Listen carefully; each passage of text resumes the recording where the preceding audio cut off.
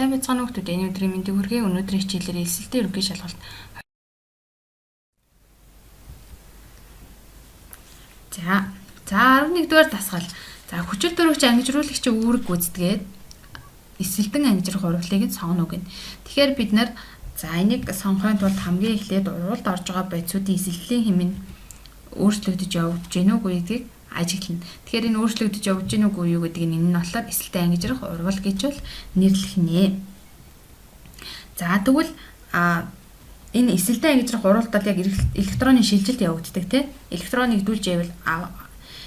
нэгдүүлээд авч ивэл энэ нь болохоор ангижрах процесс явагдаад эсэлтүүлэгч үүрэг гүйцэтгэдэг. За тэгвэл электрон алдаад байвал энийх нь эсэлтэх процесс явагдаад ангижруулагч үүрэг гүйцэтгэдэг гэдгээ санах хэрэгтэй. За тэгэхээр энэ дээр эхнээс нь ерөнхийдөө бол яг нь энэ даалгавар яг зөв хариу нь бол 1 5 6 дугаар яг рулын тэгштгэл дээр эсэлтэн ангижрах урвал хүчил төрөгч бол ангижруулагч үүрэг гүйцэтгэж байгаа.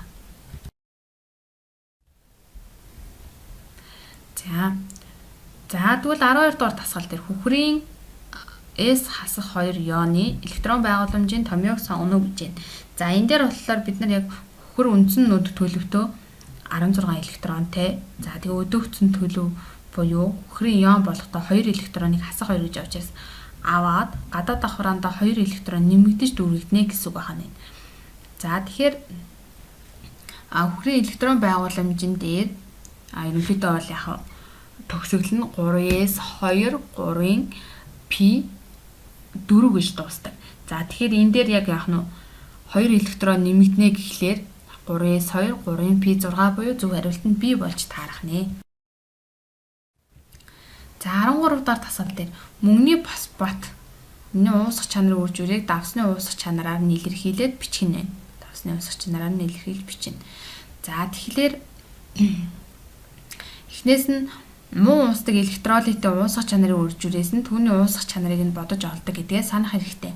За тэгээд мөнгөний фосфатын уусах чанарын үр журийг S-ээр тэмдэглээд за энийг олох юм бол яг нь уусах чанар нь ерөнхийдөө 27S-ийн 4 болж өгч байгаа. 27S-ийн 4 болно.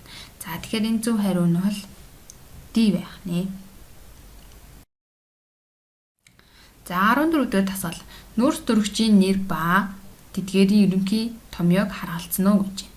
За тэгэхээр энэ дээр бол бид нар харгалзуулахад бол амархан тийм. Эхнээс нь энэ томьёонуудаа аль нь алкан, аль нь алкин, аль нь алкадин бэ гэдэг тодорхойлно.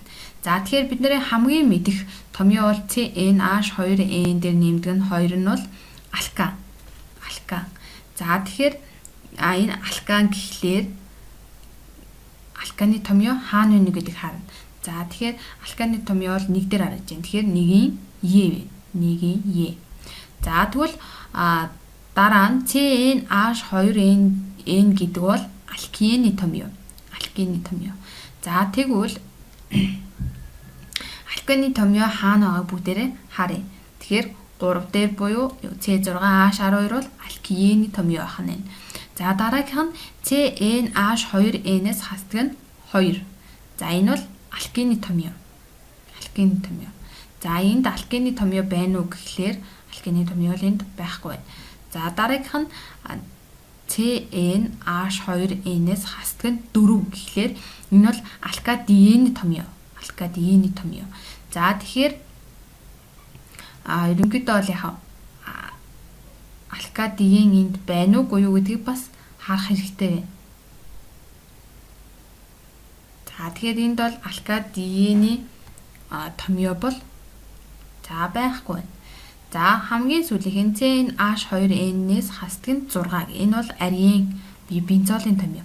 За тэгэхээр энэ дээр C6H6 бол ерөнхийдөө яг энд бол тохирч байгаа. Тэгэхээр 2-ын А, 1-ийн Е, 2-ын А, 3-ын D.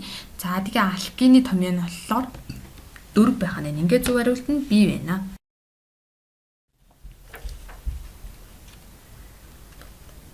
За 15 дараах давсуудын уус малын электролизер катодоор үүсэх бүтээгдэхүүнүүдийг сонгоно гэж байна. За тэгэхээр энэ дээр бол ерөнхийдөө бид нар хамгийн эхлээд мэдхийн тулд металлын идэвхийг нээнд хөнгөн цагаан хүртэлх электродын потенциал бүхий металлуудын катайнууд нь ангижрахгүй учраас катод дээр дандаа хөнгөн цагаанаас урагшаа байгаа элементүүд электролизд орж байгаа тохиолдолд дандаа ус төрөгч ангижруулагчийн үүргийг гүйцэтгэж ялгарна гэдгийг санах хэрэгтэй. За тэгэнгүүт ус төрөгч ялгарна. За энэ дэр одоо жишээ нь литик, кали, кальций, натрий, магний, хөнгөн цагаан гэх мэт. За тэгвэл энэ итгэхийн игнэнд ус төрөгчөөс хойш оршиж байгаа металлын катионууд буюу нөгөө кальций, мөнгөн ус, за тэгээд мөнгө хатуулаад алт гэсэн энэ катодууд дээр бол бүрэн өөрсдөө ангиж ирдэг. Өөрсдөө ангиж ирнэ.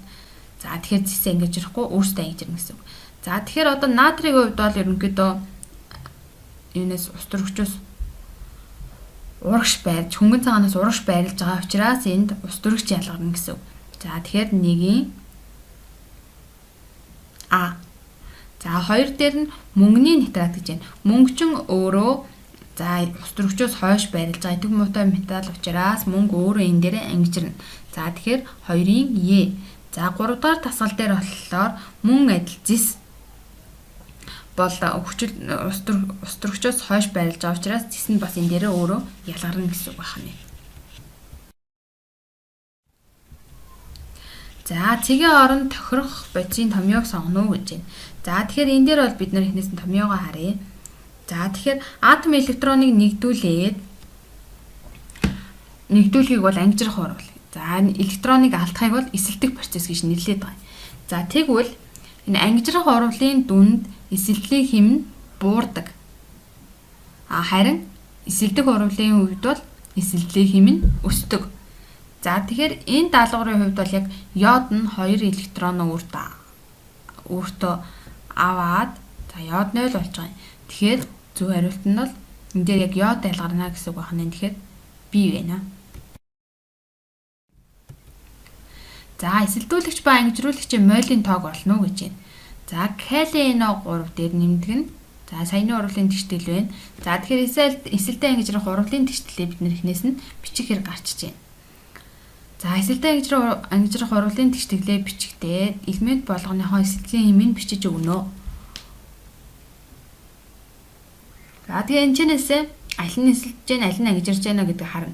Тэгэхээр азот нь нэмэх 5 байснаа 2 нэмэх 2 болцсон.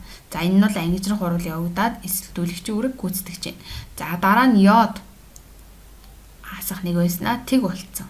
За энэ нь болохоор эсэлдэх урвал явагдаад ангижруулагчийн үүрэг гүйцэтгэж байна гэсэн үг байна. За тэгэхээр харахаар яах нь 2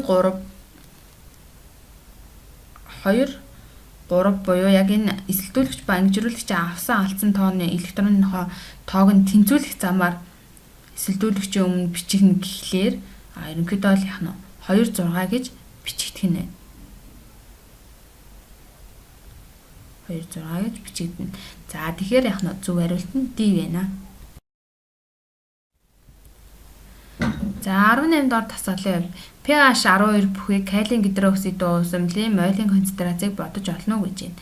За тэгэхээр энэ дээр бол ерөнхийдөө уус малд хүчиллэг шүлтлэг чанарыг ус төрөгч OH ионы концентраци холбогдлоор нь илэрхийлэхийн оронд ерөөсөө тэдгээрийн концентраци холбогдлоос нь сөрөг тэмдэгтэй аравтын логарифм авахд л гардаг байна. За тэгэхээр энийг бол ус төрөгчийн илтгэгч гэж нэрлэдэг. За гидроксидын илтгэгч гэж бас бол нэрлэнэ. Тэгэхээр ус төрөгчийн илтгэгч нь бол pH, гидроксидын илтгэгч нь pOH гэсэн үг байна. За тэгэхээр энэчнээс бид нэр pH нь 12 гэ өгөгдсөн. За тэгвэл калий OH нь дисцат ороод калий дээр нэмдэг нь OH болж үүснэ. За энэчнээс ус төрөгчийн илтгэгчийг олохлоор 10^12 болно. За OH илтгэгч нь мөн 10^12 болно. За тэгэхээр зөв хариулт нь D буюу 10^2 моль болно гэсэн үг байна. За химийн судалгаагаар чанарын анализд анийн кетоныг таньж илрүүлэхэд бол дараах аргуудаас ерөнхийдөө бол мэдээж яг ингээд тод өнгөтэй хурц үнэртэй тунд сүнсж хий ялгарч яах вэ гэдгээс нь таньж болдог. Гэхдээ химийн судалгаагаар яг чанарын анализд бол анийн кетоныг танихдаа тунцжуулах замаар дүлний өнгөөр үнэртгий ялгаруулах урвалаар өнгөт комплекс урвалаар бол таньдаг. Гэхдээ жинхэнэ анализаар бол танихгүй. Тэгэхээр зөв хариулт нь A байна. За тэгвэл дараах урвалын x1, x2, x3 шинж төрхийг нь тодорхойлно уу гэж байна. За тэгэхээр бид нар эхнээс нь нуклеофил нэгдэх урвалыг бол карбонил бүлэгт нэгдэх урвалыг хэлээд байгаа. Тэгэхээр урвалын тэгшлэлийг бичиж харах хэрэгтэй байх нь. За 3 урвалын тэгшлэлийг бичлээ. За энэ 3 урвалын дүнд никель катализаторын оролцоотой бол ус төрөгчийг нэгдүүлж спирт үүсгдэг. За тэгээд спирт нь концентрацтай хөхрийн хүчилтэй нэгдээд алкин үүсдэг. За энэ алкин нь галогент ус төрөгчтэй нэгдээд галогент алкин үүсгдэг. Тэгэхээр энэ жинээс харахаар CH, C2H5OH ихний X1 нь X2 нь C2H4, X3 нь C2H5 холоор гэсэн нэгдэл буюу зөв хариулт нь D байх нэ. За гэрийн даалгавар тэтгэлтэй ерөнхий шалгалт 2016 оны бие хөрвөлбөрийн дасгалыг ажиллаарай хүүхдүүдээ. За тэгээ анхаарлаа хандуулсанд баярлалаа хүүхдүүдээ.